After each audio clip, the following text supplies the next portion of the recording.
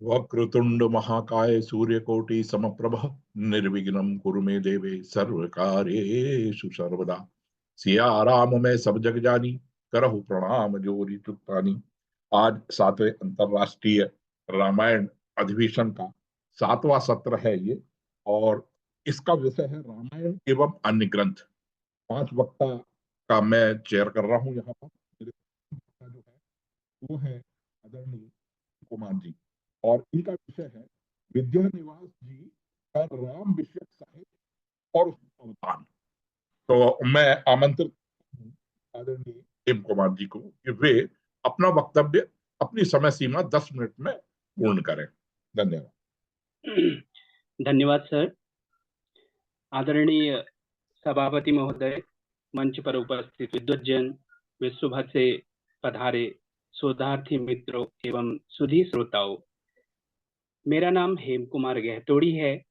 मैं भारतवर्ष के उत्तराखंड राज्य में स्थित कुमाऊं विश्वविद्यालय के हेमवती नंदन बहुगुण राजकीय स्नातकोत्तर महाविद्यालय खटीमा का शोधार्थी हूँ। महोदय, आज मैं आपके समक्ष हिंदी साहित्य के एक ऐसे नक्षत्र, एक ऐसे मनीषी के कृतित्व पर अपने विचार प्रस्तुत करने का सौभाग्य प्राप्त कर रहा हूं, जिन्होंने भारतीय मानस और संस्कृति को गहराई से स्पर्श किया है। मेरा विषय है आचार्य विद्यानिवास मिश्र जी का राम विषयक साहित्यिक अवदान। राम कथा, जैसा कि हम सभी जानते हैं कि भारत की केवल एक कहानी राम कथा नहीं है, अपितु हमारी संस्कृति की प्राणधारा है, जो युगों से हमें सिंचित करती आई है। इस कथा सरिता में मेरा निजी अनुराग भी है।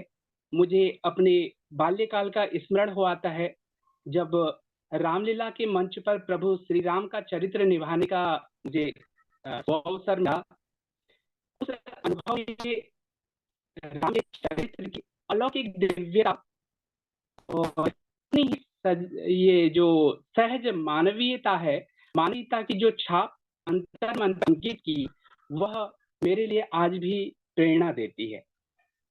संभवतः यही आकर्षण मुझे आज आचार्य मिश्र जी के राम चिंतन के सागर में उतरने को प्रेरित भी करता है। इस प्रस्तुति के माध्यम से मेरा विनम्र उद्देश्य आचार्य मिश्र जी की उस अद्वितीय अंतर्दृष्टि को आप सबके सम्मुख रखना है, जिसके आलोक में उन्होंने राम और राम कथा को एक नवीन परिप्रेक्ष्य प्रदान किया। वे कैसे परंपरा की मुख्य धारा से जुड़े रहकर भी अपनी मौलिक सोच की स्थापना करते हैं, उनका राम चिंतन आज के संदर्भ में हमारे लिए क्यों और किस प्रकार महत्वपूर्ण है, तथा हम उससे क्या प्रेरणा ग्रहण कर सकते हैं, इन्हीं बिंदुओं को स्पष्ट करने का मेरा प्रयास रहेगा। आचार्य मिश्र जी संस्कृत के मर्मज्ञ और राम रस के रसिक रहे। आचार्य विद्यानिवास मिश्र जी केवल प्रकांड विद्वान नहीं, अपितु भारतीय संस्कृत की आत्मा को पहचानने वाले और उसे अपनी ललित प्रवाहमयी भाषा में अभिव्यक्त करने वाले सिद्धहस्त शब्द शिल्पी थे। उनके चिंतन में लोक तत्व और शास्त्र ज्ञान का अद्भुत समन्वय दिखाई देता है। राम के प्रति उनका जो अनुराग है, वह केवल नहीं है, वह एक गहरी आस्था और आत्मीयता से परिपूर्ण। वे स्नेह पूर्वक स्वीकारते भी हैं, क्योंकि वो सरयू तट के रहने वाले हैं। वो कहते हैं कि सरयू होने के राम पर उनका कुछ सहज अधिकार है। उनकी लेखनी का मर्म स्पर्शी देखिए उनके निबंध में, जैसे कि उनका निबंध है मेरे राम मुकुट भीग रहा है, उसमें हम देखते हैं अरण्य में विचरण करते राम के लिए माँ कौशल्या जो है चिंता करती हैं, और उनकी चिंता देखिए, कौशल्या की चिंता का संवेदनशील उन्होंने चित्रण यहाँ पर किया है। कौशल्या इस निबंध में कहती हैं कि वर्षा में मेरे राम का मुकुट, लक्ष्मण का उत्तरीय और सीता की मांग का सिंदूर भीग रहा होगा। तो यह शब्द केवल एक माँ की व्यथा नहीं है, यह उस संपूर्ण लोक वेदना की अभिव्यक्ति हैं जो राम के बिना अनुभव की जा रही हैं। मिश्र जी लोकगीतों के माध्यम से भी इस प्रकार के उन्होंने कई लोकगीत भी दिए हैं और उनके माध्यम से भी उन्होंने इस बात को समझाने की का प्रयास किया है। इसी प्रकार एक उनका निबंध है राम का अयन वन। उसमें वह अयन की सूक्ष्म व्याख्या करते हुए प्रतिपादित करते हैं कि राम का जो वास्तविक धाम है वह राजप्रासाद या फिर पर्णकुटी मात्र नहीं है, अपितु वह विस्तृत अरण्य भूमि है। वे वनवासी बंधु हैं, वे तपस्वी ऋषि मुनि हैं जिनके साथ राम तादात्म्य स्थापित करते हैं, जिनके सुख दुख में सहभागी बनते हैं। यहाँ राम लोक के एकाकार होते हैं। वे केवल आदर्श राजा ही नहीं हैं, करुणा निधान जननायक भी हैं। आचार्य मिश्र जी का जो मुझे सबसे महत्वपूर्ण देन लगती है वह यह है कि उन्होंने राम को केवल आराध्य देव या फिर मर्यादा पुरुषोत्तम के रूप में के स्थापित प्रतिमान तक ही सीमित नहीं रखा है। उन्होंने राम के सहज मानवीय पक्ष को अत्यंत संवेदनशीलता से उकेरा है। वह राम जो निर्णय की दुविधा से गुजरता है, उनके शब्द हैं ये मिश्र जी के, जिसे वियोग का दुख व्यापता है, जो मानवीय संबंधों की ऊष्मा और जटिलता अनुभव करता है और इन सबके मध्य भी अपने धर्म, वचन और आदर्श के प्रति हिमालय सदृश रहता है। क्योंकि आभा के साथ सहज मानवीय गुणों का यही अद्भुत संतुलन मिश्र जी के राम को विशिष्ट बनाता है। वे ईश्वरीय होकर भी हमारे अपने लगते हैं, जिनकी मनोदशाएं, निर्णय और संबंध हमें परिचित से लगते हैं और इसलिए अत्यधिक प्रेरणास्पद भी हैं। मैं छोटी सी तुलना करना चाहूंगा। निसंदेह अगर हम महाकवि तुलसीदास जी की बात करते हैं तो महाकवि तुलसीदास के जो राम हैं वह हमारे आराध्य देव हैं, और हम अगर आदि कवि वाल्मीकि जी की बात करते हैं तो उनके राम आदर्श चरित नायक हैं, आदर्श राजा हैं। लेकिन आचार्य मिश्र जी के जो राम हैं इन सबसे थोड़ा सा अलग हैं। वह आधुनिक मनुष्य के अंतर्मन के अधिक निकट है, ऐसा मुझे प्रतीत होता है। वे राम के चरित्र की उन मानवीय गहराइयों और ऊंचाइयों को स्पर्श करते हैं जो हमें आत्मचिंतन के लिए प्रेरित करती है।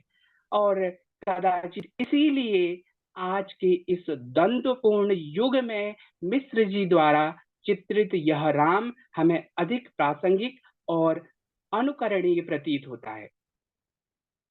आचार्य मिश्र जी का राम चिंतन हमें क्या दिशा देता है, इस पर मेरे विचार हैं कि यह कि महानता और दिव्यता सहज मानवीय जीवन जीते हुए और संबंधों को निभाते हुए भी अर्जित की जा सकती है।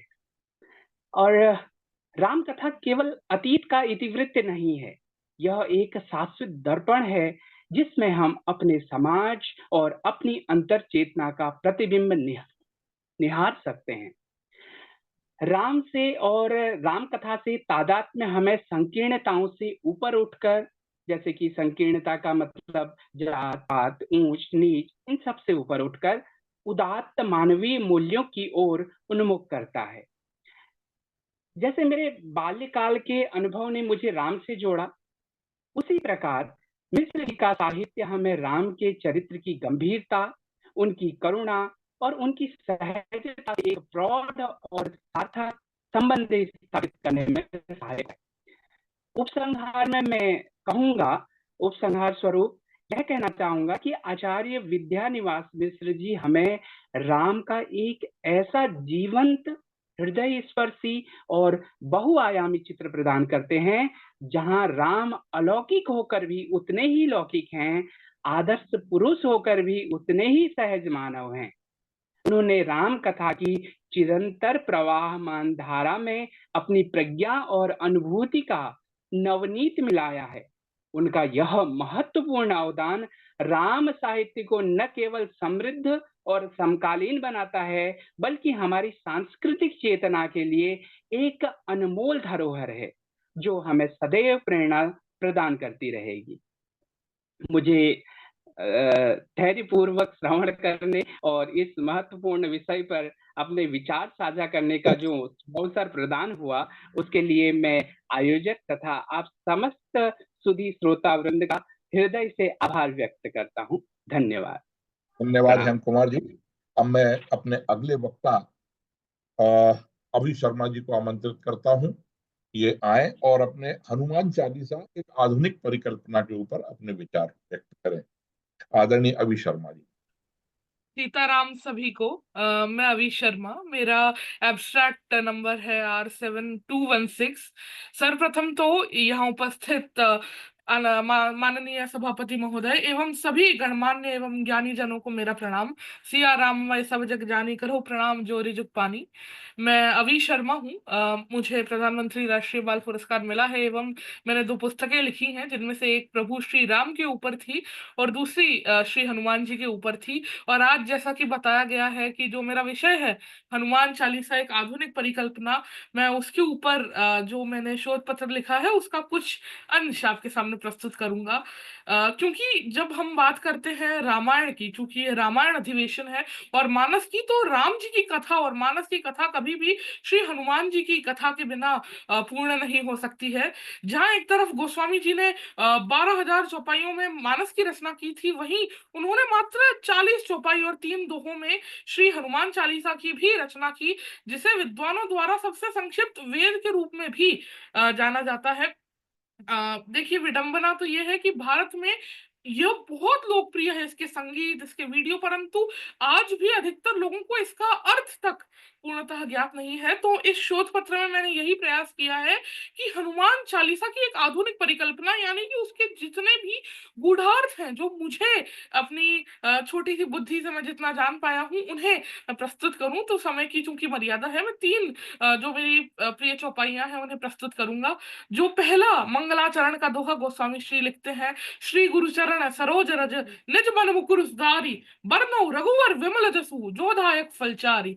अब इसमें सबसे पहले गोस्वामी श्री अपने जो गुरु हैं श्री नरहरि दास जी, उनको प्रणाम कर रहे हैं, उनके चरणों में प्रणाम कर रहे हैं और कह रहे हैं कि मैं उनके चरणों की रज से अपने मन के जो शीशा है उसको मैं साफ कर रहा हूं, जिसमें प्रभु श्री राम जी की छवि विराजती है। तो यह पहले ही संदेश दे रहे हैं कि बिना गुरु के श्री चरणों की कृपा के प्रताप के हम अपने हृदय में प्रभु श्री राम जी को नहीं बसा पाएंगे, उनके दर्शन नहीं कर पाएंगे। इसलिए ही गुरु महाराज की कृपा बहुत ज्यादा ही जरूरी है। और बाद में वो कह रहे हैं कि मैं श्री राम जी का यशो वर्णन कर रहा हूँ। अब कुछ विद्वान कहते हैं कि जब गोस्वामी जी ने पहले हनुमान चालीसा लिखना शुरू किया, तब उन्होंने हनुमान जी की प्रशंसा से इसका प्रारंभ किया, लेकिन तब हनुमान जी प्रसन्न नहीं हुए।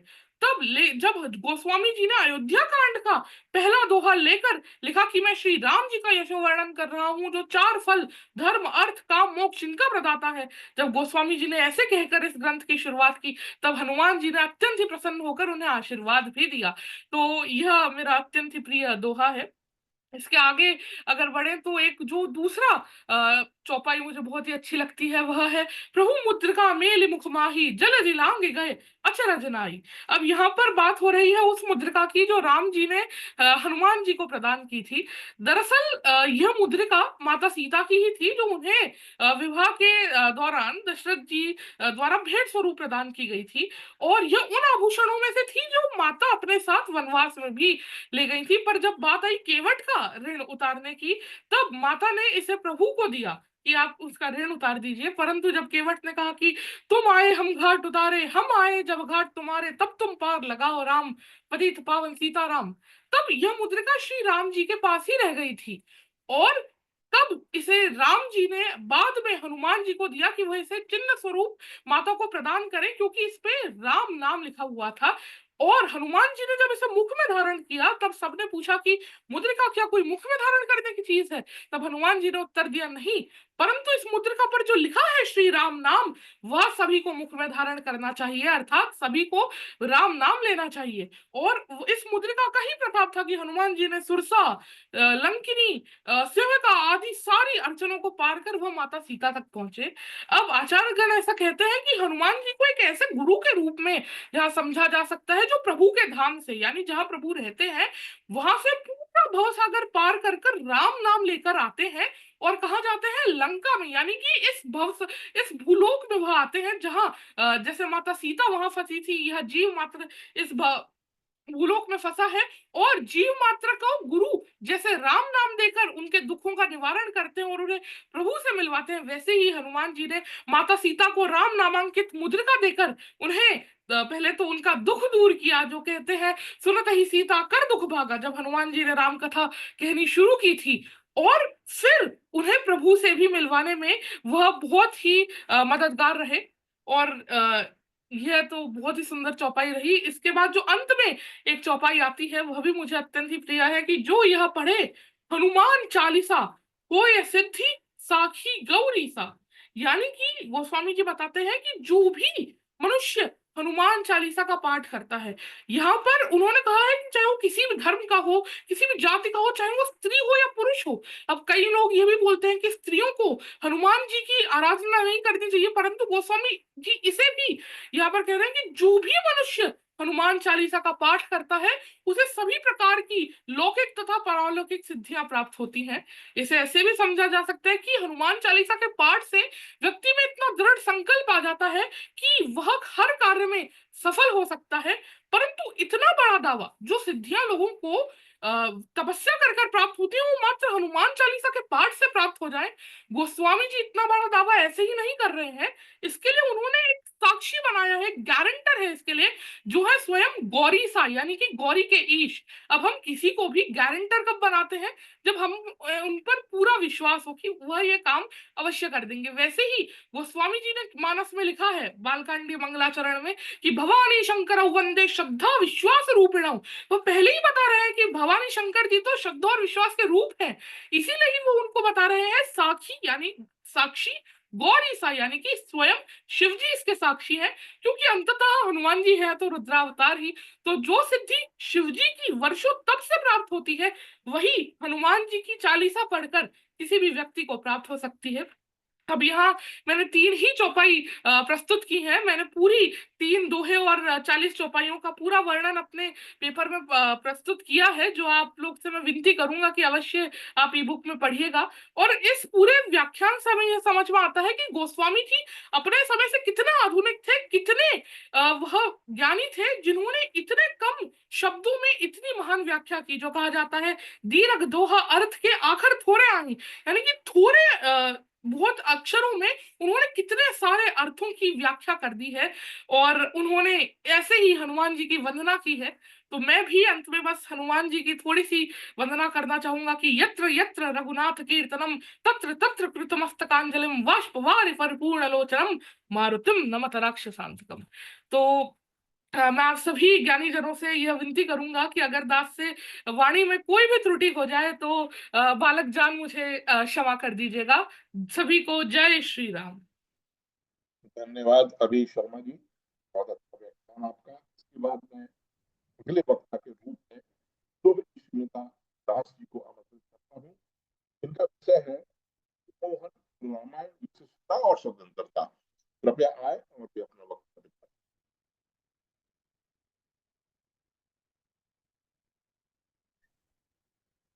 नमस्कार शुभ श्वेता जी। हाँ जी, मेरा नंबर है R7218।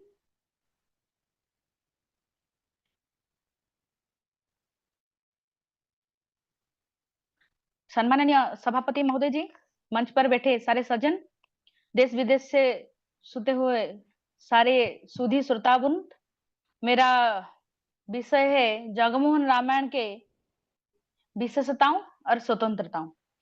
जगमोहन रामायण में इसके बारे में एक पीपीटी भी प्रस्तुत की हूँ।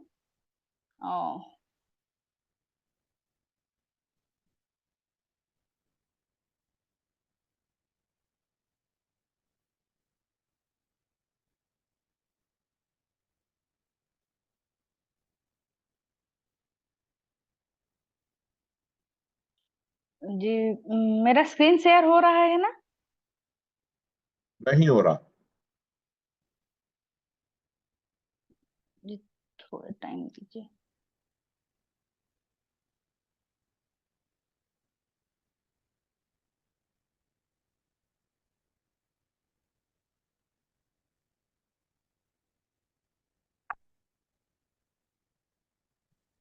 जी ठीक है, मैं वैसे ही मतलब बता देती हूँ। स्क्रीन शेयर में थोड़ी प्रॉब्लम हो रही है। जी ठीक है। जगमोहन रामायण जो है उड़िया भाषा में एक उत्कृष्ट रचना है, जो जिसे 1600 शताब्दी में बलराम दास ने लिखा हुआ है। ये संस्कृत रामायण जैसा उसका बिल्कुल अनुवाद नहीं है, आक्षरिक अनुवाद नहीं है। इसमें बलराम दास जी ने कुछ नया चीज भी जोड़े हैं, नया विषय भी जोड़े हैं, और वो दूसरे ग्रंथ जो पौराणिक ग्रंथ है उससे भी सहायता ली है, उससे थोड़ा विषय की प्रस्तुति इसमें भी जोड़े हुए हैं। जो संस्कृत रामायण है उससे ये थोड़ा अलग है। जगमोहन रामायण कई प्रकार मतलब इसका स्वतंत्रता है कि इसमें जगन्नाथ संस्कृति से ये ज्यादातर प्रभावित है। जगन्नाथ संस्कृति के बारे में उसके विषय में यहाँ पे ज्यादा कुछ बलराम दास जी ने बताए हैं। साथ ही इसमें उड़िया जीवन शैली, संस्कृति, लोक कथा, रीति रिवाज, जीवन रूप, इसको भी प्रस्तुत किया गया है। इसके जो कांड, वाल्मीकि रामायण का जो कांड है उससे भी इसमें थोड़ा बदलाव लाए हैं लेखक ने। पात्र, चरित्र, स्थान, इस सब कुछ के नामकरण में भी थोड़ा बहुत बदलाव किए गए हैं, जो कि जगमोहन रामायण को उसका स्वतंत्रता और उसका पहचान बताता है। जो वाल्मीकि रामायण के जितना भी पाठ मिलता है दक्षिणी पाठ से जगमोहन रामायण ज्यादातर प्रभावित हुआ है, क्योंकि उड़ीसा साउथ इंडिया के संस्कृति के साथ जुड़ा हुआ था। उड़िया भाषा में जो रामायण है उसका स्वतंत्रता और एक चीज है इसका छंद। जिस छंद में वाल्मीकि लिखे हैं उस टाइप ऐसे सारे कांड को अलग अलग छंद में जगमोहन रामायण में नहीं लिखा गया है। इसमें एक विशेष छंद प्रयोग किए गए हैं जिसको दांडी छंद बोलते हैं, और इसीलिए जगमोहन रामायण का दूसरा नाम भी दांडी रामायण है। ये छंद संस्कृत की जो दंडक छंद है, दंडक वृत्त, उस वृत्त के अनुसार ही हुआ है, ऐसे लेकर कुछ आलोचक भी बोलते हैं। इसमें क्या होता है, मुक्त छंद मुक्त रहता है, गाने में सहजता आती है गायक को। दंडक वृत्त में असम पंक्ति रहती है, दो पंक्ति में एक दो लाइन पद में एक पाद बनता है, और उसमें जो अक्षर रहता है उस असमान रहता है। वो कहीं पे 24 हो सकती है, कहीं पे 8 भी हो सकती है। इसे छंद के अक्षर मात्रा मातृकृति अंतर्भाव हो जाता है। और एक है जो उड़िया रामायण का कहानी है, उसका मूल स्रोत मैं पहले भी बता चुकी हूँ, अकेली संस्कृत रामायण नहीं है। तो इसमें क्या क्या अलग है, भारतीय पुराण साहित्य में जो है बिलंका रामायण है, नृसिंह पुराण है, अग्नि पुराण है, कंबन के तमिल रामायण भी है, गुणभद्र जी के उत्तर पुराण है, महानाटक है, पद्म पुराण, श्री राम कथा, ये सारे का सारे विषय का प्रभाव हमें जगमोहन रामायण में दिखने को मिलता है। बलराम दास के और एक जो भिन्न है, वो अधिकांश विषय नृसिंह पुराण और हनुमान कृत महानाटक से अनुसरण किए हैं। यहाँ पे जो प्रत्येक कांड बताए गए हैं, वाल्मीकि का पहला कांड है आदि कांड, बाल कांड है, यहाँ पे उसका नाम बदल दिया गया है, आदि कांड है। जो वाल्मीकि रामायण में जो युद्ध कांड है, यहाँ पे उसको लंका कांड बताए गए हैं, और युद्ध वर्णना में भी थोड़ा बहुत कुछ बदलाव लाए हैं।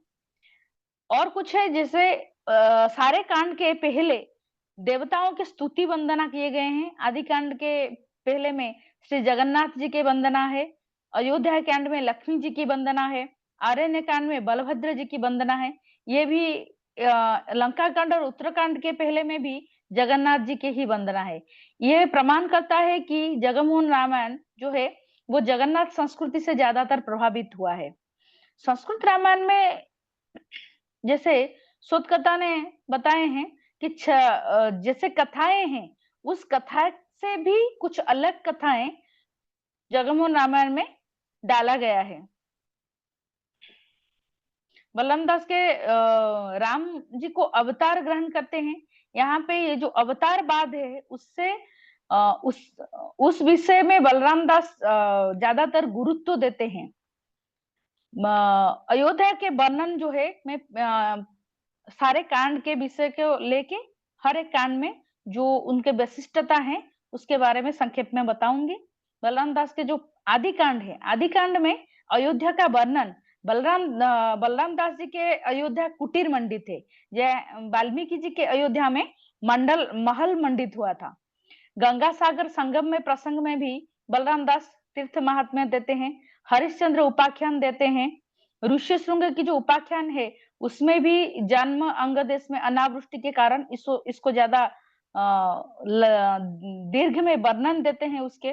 और यहाँ पे दशरथ जी के एक तो बेटी भी बताए गए हैं, पुत्री बताए गए हैं जो शांता जी हैं। अयोध्या कांड में आते हुए मंथरा का जन्म प्रसंग है, इसको सृजनात्मक रूप में प्रस्तुत किया गया है। आरण्य के कांड में वो गया महात्म्य, पिंडदान, फल्गु के अभिशाप, ब्राह्मण को अभिशाप, गोपाल और लक्ष्मण को जो अभिशाप, लक्ष्मण ने जो गोपालों को अभिशाप दिए हैं, चंद्रभागा तीर्थ, एकाम्र तीर्थ, इसका भी वर्णन किया गया है। सबरी और राम की भक्ति प्रसंग में भी जो सबरी के झूठे खाए थे, ये प्रसंग भी यहाँ पे बलराम दास जी की उत्पत्ति है। किष्किंधा कांड में जो मरुत राजा लीलावती के हरण प्रसंग भी रखा गया है। श्री राम जी के साथ एक बक पक्षी के संवाद, जिसे बक पंचक पालित होता है, उस पूजा के बारे में बताए गए हैं। कुक्कुट के बरलाभ के बारे में बताए गए हैं। पर्वत वृक्षों इसको अभिशाप दिए गए हैं। वानर सेना के समावेश वर्णन किए गए हैं। ऐसे वाल्मीकि जी ने हनुमान के समुद्र लंघन प्रसंग को किष्किंधा कांड में रखे हुए हैं, लेकिन बलराम दास जी ने इसको सुंदराकांड में रखे हैं। सुंदराकांड में हनुमान जी के वाल्मीकि जी के रामायण में हनुमान क्षुद्र रूप में लंका में प्रवेश करते हैं, लेकिन यहाँ पे हनुमान जी विराट रूप में लंका में प्रवेश करते हैं और विभिन्न रूप धारण करते हैं। यहाँ पे गुंडची मूसा, बहुकुटुंबी ब्राह्मण, राजा प्रसंग, ये सब प्रसंग यहाँ पे आता है और बलराम दास जी ने इसको स्वतंत्रता के रूप में वर्णन किए हैं।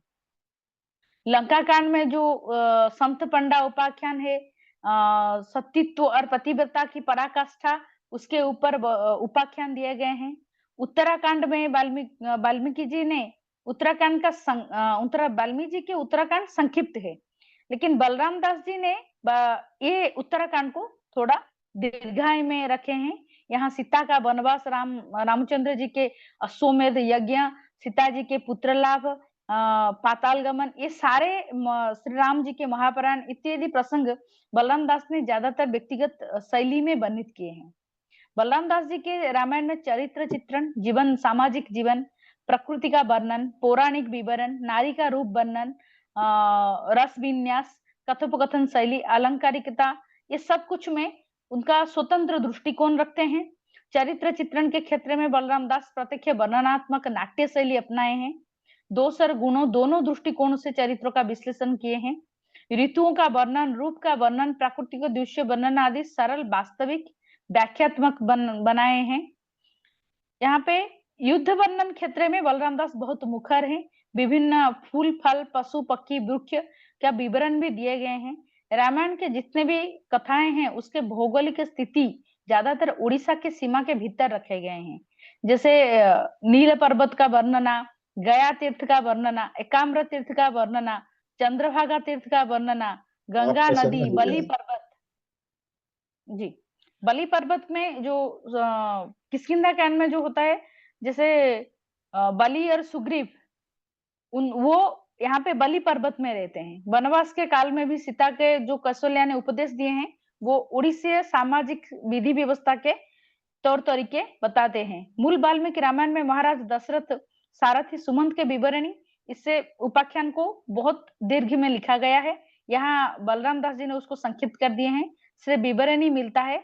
लेकिन वो जो राजा के राज्य में अनावृष्टि होना, ये विषय, बारंगनाओं को जो कूट कौशल है, ऋषिशृंगों को अंगदेश आना है, ये प्रसंग जो नाव में जाते हैं ऋषि के पास, ये वर्णना को दीर्घ किए हैं।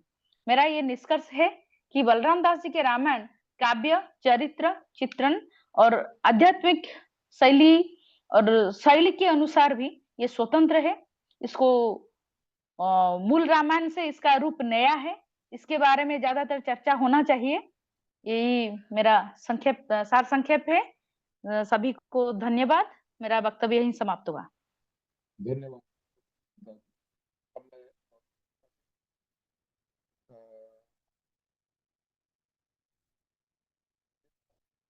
आदरणीय चौबे जी, आप डिवाइस के सामने बात करिए, आपकी आवाज नहीं आ रही है, माइक नहीं पिकअप कर रहा है।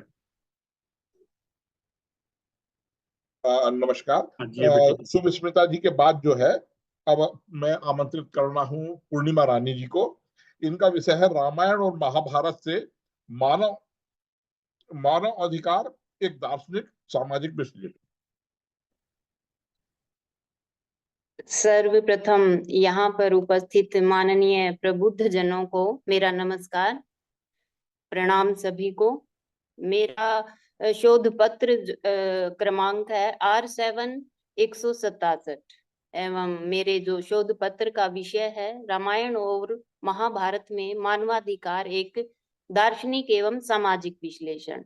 अगर मानवाधिकारों के विश्लेषण की बात करते हैं तो सर्वप्रथम प्रस्तावना भाग में देखें तो मानवाधिकार आधुनिक युग की एक महत्वपूर्ण अवधारणा है जो प्रत्येक व्यक्ति को समानता, स्वतंत्रता और गरिमा के साथ जीवन जीने का अधिकार देती है। परंतु यदि हम प्राचीन भारतीय साहित्य का अवलोकन करें, विशेष रूप से रामायण और महाभारत जैसे महाकाव्यों का, तो स्पष्ट रूप से हम पाते हैं कि इन ग्रंथों में भी मानवाधिकारों से संबंधित अनेक विचार, सिद्धांत और मूल्य वर्णित हैं। यद्यपि उस समय मानवाधिकार शब्द का प्रयोग नहीं होता था, फिर भी उनके मूल में निहित आदर्श और सिद्धांत आज भी मानवीय गरिमा, सामाजिक न्याय और मानवता समानता के विचारों से गहरे जुड़े हुए हैं। रामायण और महाभारत दोनों ही भारतीय सभ्यता के नैतिक और सांस्कृतिक आधार स्तंभ है। इन ग्रंथों में सामाजिक, व्यक्ति, पारिवारिक, राज्य और धर्म के बीच सभी संबंधों की इनकी गहन व्याख्या की गई है। इस शोध पत्र में हम यह विश्लेषण करेंगे कि किस प्रकार इन महाकाव्यों में मानवाधिकारों का बोध और उनके संरक्षण के उपाय मिलते हैं। हम सर्वप्रथम देखेंगे कि मानवाधिकार की अवधारणा का परिचय। मानवाधिकार की अवधारणा के विषय में अगर बात करते हैं, अवलोकन करते हैं, तो हम पाते हैं कि मानवाधिकार, जो आधुनिक मानवाधिकार हैं, वो 1948 में संयुक्त राष्ट्र द्वारा घोषित मानवाधिकारों की सार्वभौमिक उद्घोषणा universal declaration of human rights में जो स्थापित माने जाते हैं। यह अधिकार व्यक्ति की स्वतंत्रता, समानता और गरिमा की रक्षा हेतु बनाए गए हैं।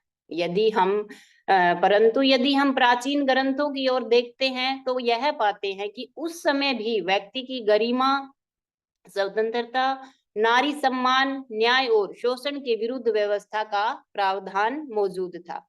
रामायण में अगर मानवाधिकारों की बात करते हैं तो रामायण महर्षि वाल्मीकि द्वारा रचित एक ऐसा महाकाव्य है जिसमें राम राज्य की कल्पना की गई है।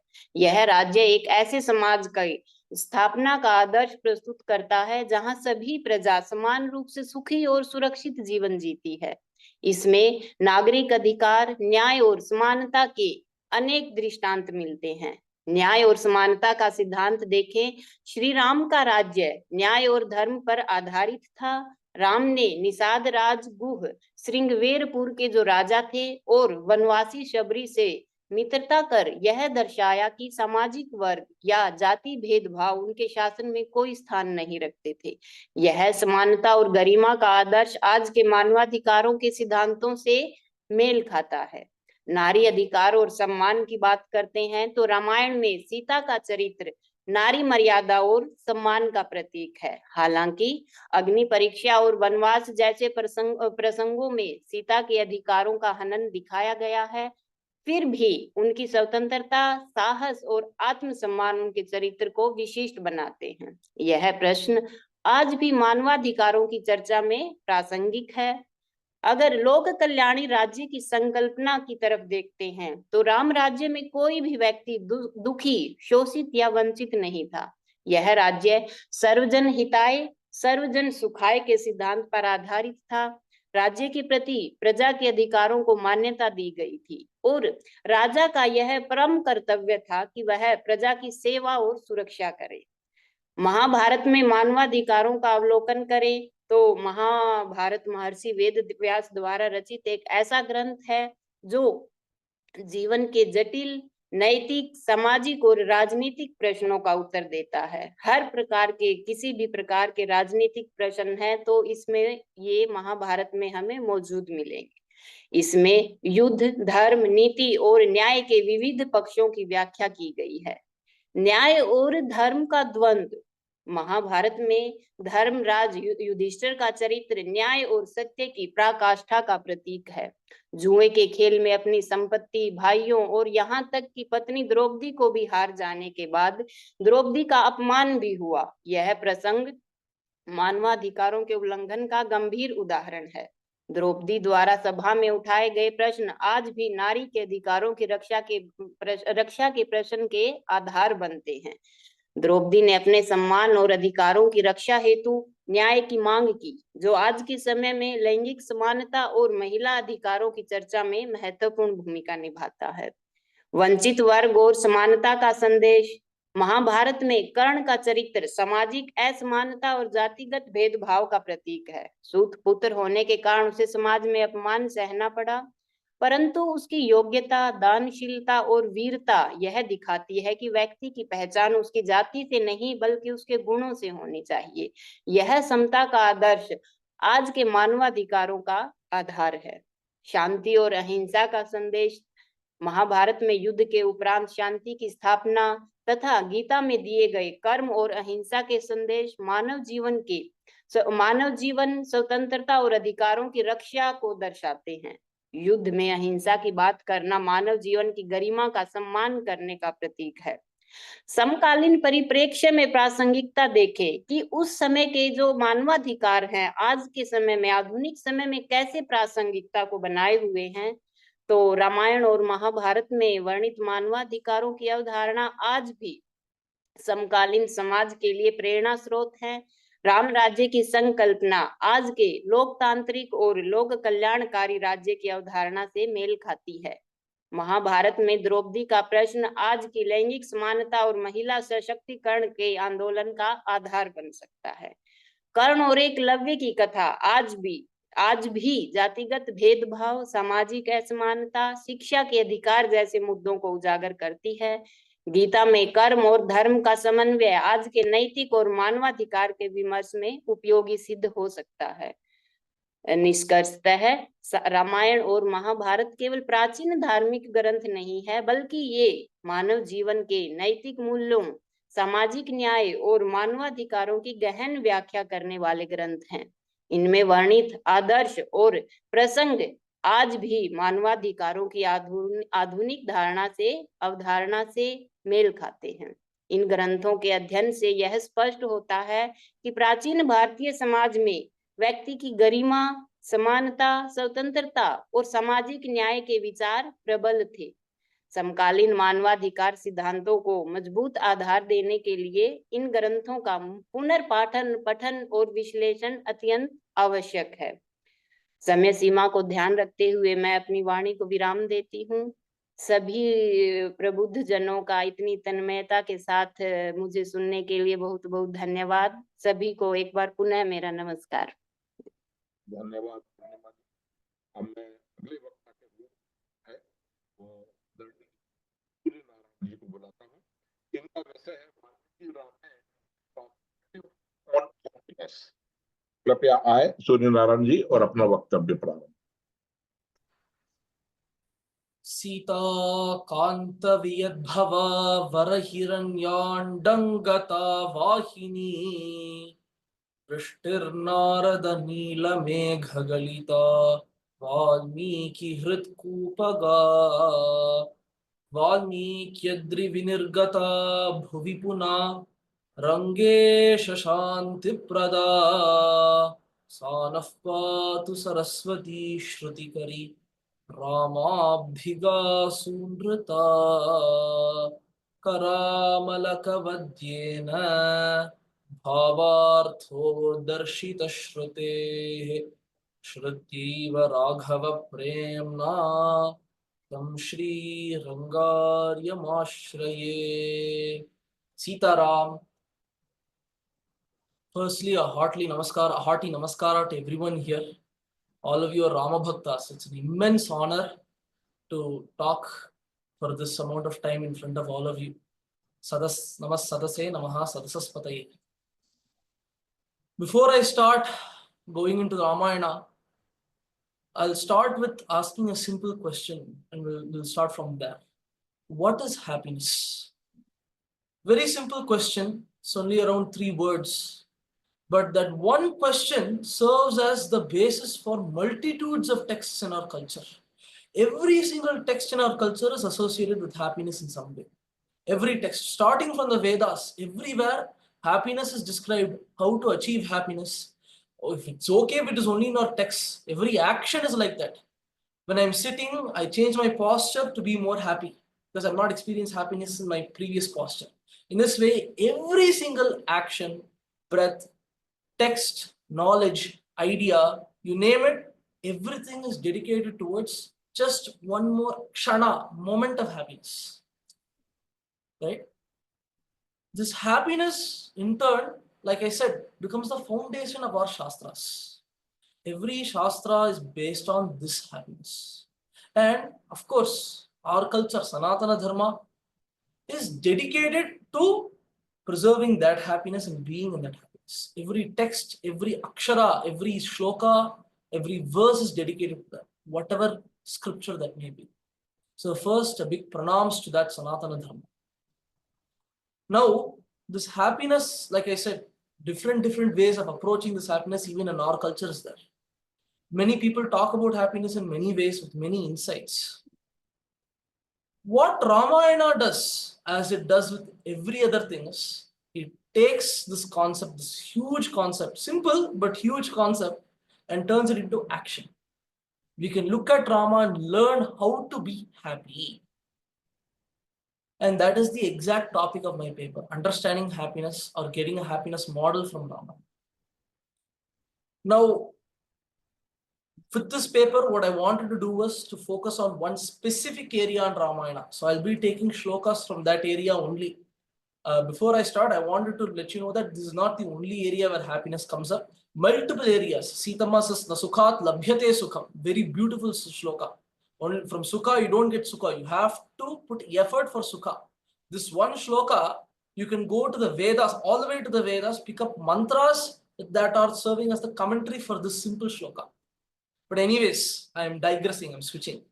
I'll focus here. So I've got one simple context. Rama is in Chitrakuta.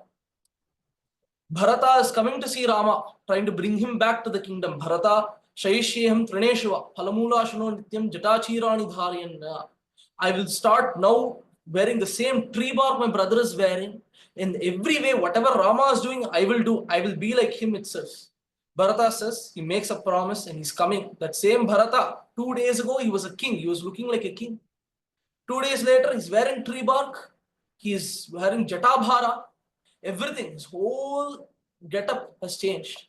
And this Bharata is coming to see Rama. He comes to Chitrakuta. He runs towards Rama. He hugs him. He falls in Rama's lap. They discuss. And then Bharata says, oh Anna, oh Rama, oh brother, everything is waiting for you. I've brought all the jala here. Here itself we'll do Pattabhisheka. Come. He's saying. Rama now has to give a response. To me, this response is interesting because this response deals with this happiness. Rama starts talking. When Rama starts talking, no, for a second, we'll all be confused.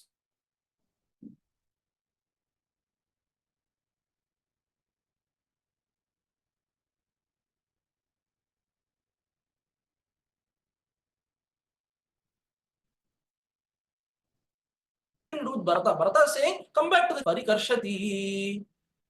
Am I audible? Yeah. बीच में आपका connection stable हो गया था. Okay, okay. Sorry. Natmanaha kamakaro asti. He starts to say, see, man is not very free. He doesn't have any freedom. What is this? It has nothing to do with coming back to the kingdom, but he starts.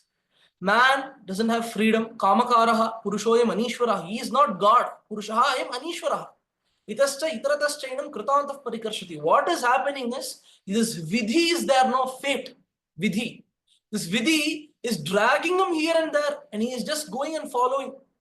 Sarve kshayanta nichayaha patanantaha samuchrayaha samyoga viprayogantaha maranantam cha jeevitam. Everything in this world is anitya. Everything. Sarve kshayanta nichayaha. That which is being, gathered is going to be spent. Patanantaha samuchrayaha. What goes up must come down.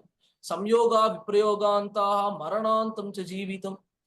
Anything that is coming together will be split. Maranantam cha jeevitam. And life itself has death. All of this sounds very nice. But again, let's remind ourselves, what does this have to do with coming back to the kingdom? Rama will say at the end, we'll listen until then.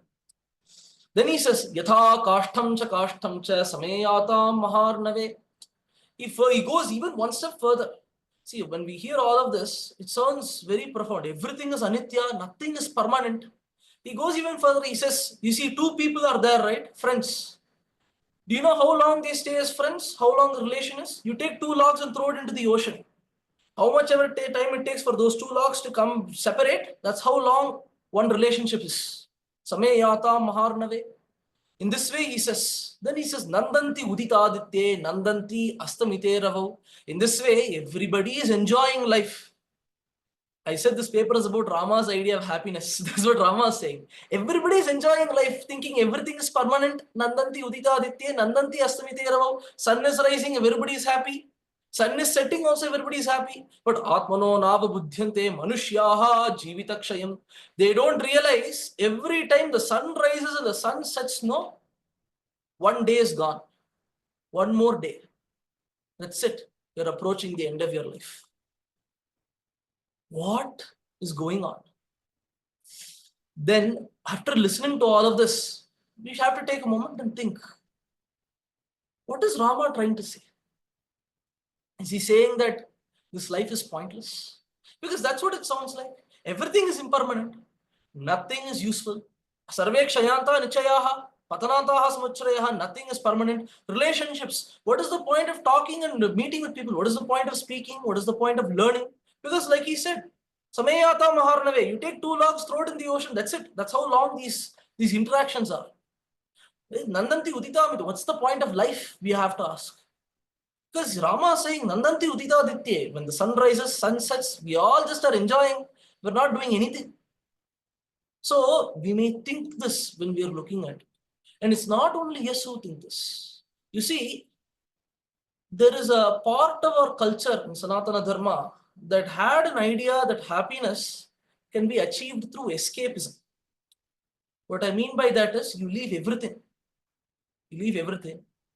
You be alone, you leave all things. Being alone, you'll achieve happiness. It is not wrong, but that's not Rama's way necessarily. But this way is there. And what ends up happening is, right, we also take this as an excuse, we use it for lethargy. One day, somebody will ask us to do something. They'll say, for example, my mother, she'll say, go get groceries from the store. I'll say, what is this groceries from the store? This body is impermanent. Me walking to the store, what's the point of food? That is also impermanent. So I don't need to go and take. Everything is impermanent. The only thing that is permanent is this Atma. Seemingly, we will say this, all of this, because we have that intention that everything is impermanent. So what's the point? Right? And when we look at these shlokas, for a moment, we may even think that. But that's not what Rama says. Rama all of a sudden says this, Vayasaha patamanasya srotasaha va nivartinaha atma sukhe niyoktavyaha sukha bhajaha prajasmrtaha Vayasaha patamanasya. You see this life? It's like this, right? Everything is impermanent. Things come and go. There is no rhyme or reason. All of a sudden, it's like waves in the ocean. One taranga goes up, then it comes down. There is no sign that that wave was there 10 seconds ago. This wave is gone now. That's it, done. In this way, this life is going, right? But remember, because of that only, Atma Sukhe Niyoktavyaha, you have to make sure that you find true happiness. In this impermanent life, with these impermanent things, with Your these time is over. impermanent principles. Okay, I'll finish in 2 minutes. Impermanent principles. This has to be kept in mind. Atma Sukhe Niyoktavyaha. Keep yourself in happiness. Through impermanence, attain happiness. Sukhabhajah prajasmrtaha. It is a fundamental right for everybody to experience this happiness. And ultimately, that is what Rama's sense of happiness is. Dharma, happiness. Happiness exists for dharma. Happiness exists to bring us forward in our own spirituality. And that spirituality has to be achieved through impermanence. I want to end with one mantra from the Vedas and the Upanishads, because those mantras that Rama takes and takes. Veda Vedye Parepumsi. It's the Vedas that Valmiki Ramayana reflects. Yosau tapannu deti, sarvesham bhutanam prananadayo deti. The same sun which is rising, and through that our life is going. It is that same sun that is nourishing us, Pashyema Sharadashatam, making us to see for 100 years, making us to live here for 100 years in a happy way. It's the same Atma that is taking our life, and it is the same Atma that is giving us happiness. It's that duality. And finally, Anityehi Dravyehi Praptavanasmi Nityam Kathopanishad. We'll end with this. Anityehi Dravyehi. And that is Rama's philosophy. Take all these impermanent things, everything around you that is impermanent, enjoy it. Through that enjoyment, go further inside, Atma Sukhe Niyoktavyaha, and find that happiness and be in that happiness. There's no need to escape. Live your life in dharma, and through dharma, everything will fall in place. Sitaram. Thank you. आज का सत्र मेरा यहीं पर समाप्त होता है। मेरे 5 वक्ता थे और उत्तर भारत से लेकर दक्षिण भारत तक की यात्रा और संयुक्त राष्ट्र संघ की भी यात्रा हमने कर ली। बहुत वैरायटी थी इस सत्र में, और डायरेक्ट ह्यूमन से भी जुड़ा हुआ था, अध्यात्म से जुड़ा हुआ था, और बड़ा आनंद आया। और आप सबका धन्यवाद जो 5 लोगों ने समय के ऊपर इसको किया।